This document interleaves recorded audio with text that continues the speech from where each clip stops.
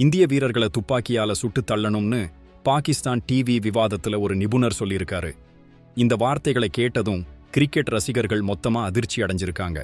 India Pakistan ஆசிய கோப்பை போட்டி நடந்தப்போ பாகிஸ்தான் பந்துவீச்சாளர்கள் இந்திய பேட்ஸ்மேன்களால திணறிக்கிட்டு இருந்தாங்க.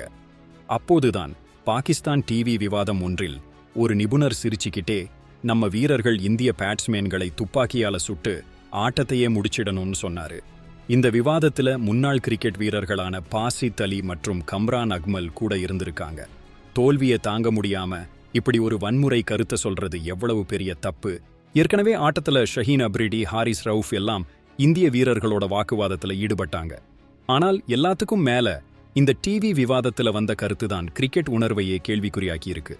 விளையாட்டுல ஜெயிக்கிறதும் தோக்கிறதும் சாதாரண விஷயம். ஆனா இந்த மாதிரி வன்முறையான வார்த்தைகளை பேசுறது ரொம்பவே கண்டிக்கத்தக்கது. இது வெறும் ஒரு விளையாட்டு. இந்தியா பாகிஸ்தான் கிரிக்கெட்னாலே ஒரு பெரிய பரபரப்பு இருக்கும். ஆனா அது எல்லை மீறக்கூடாது.